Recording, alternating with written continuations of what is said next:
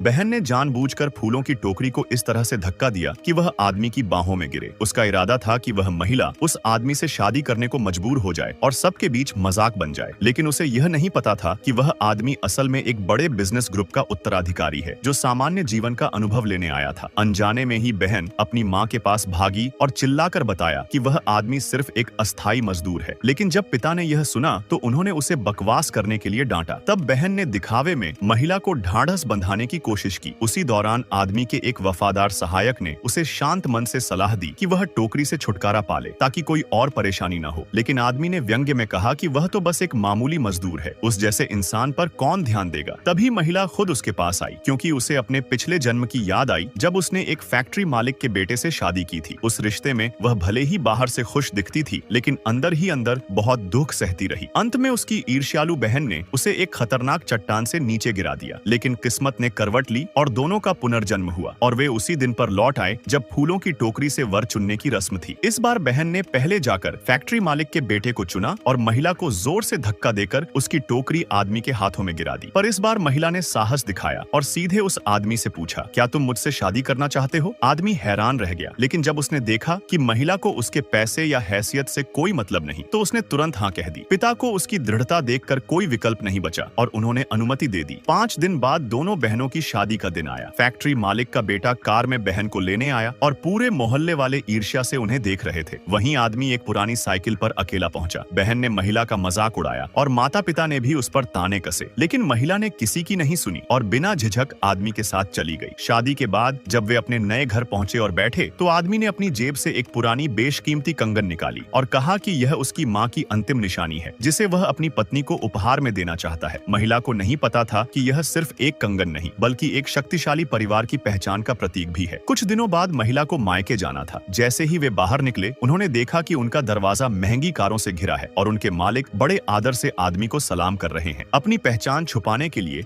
आदमी ने कहा कि वे बस दोस्त हैं। महिला अकेली ही मायके चली गई। उधर आदमी को खबर मिली कि उसके दादा की तबीयत बिगड़ गई है तो उसने अपने कर्मचारियों से कहा कि ससुराल वालों के लिए उपहार तैयार करें और वह खुद अस्पताल चला गया। इधर महिला जब मायके पहुंची तो उसने देखा कि उसका परिवार बहन और उसके पति का भव्य स्वागत कर रहा है। महिला जो शराब की बोतलें लाई थी उन्हें पिता ने गुस्से में तोड़ दिया और उसे थप्पड़ भी मारा। अपमान और क्रोध में बहन ने महिला के हाथ से कंगन छीन ली और बोली, अगर शराब इतनी पसंद है तो अब इसके साथ जी भर के खेलो। और फिर बोतलों को तोड़कर कहा, अगर तू घुटनों पर चलकर इन कांचों पर से गुजरेगी तो मैं तेरा कंगन लौटा दूंगी। महिला को पता था कि कंगन आदमी की माँ की अंतिम निशानी है, इसलिए उसने बिना कुछ सोचे कांच पर घुटनों के बल चलकर कंगन उठा ली। तभी आदमी को सब जानकारी मिली और वह अपनी टीम के साथ वहां पहुंचा।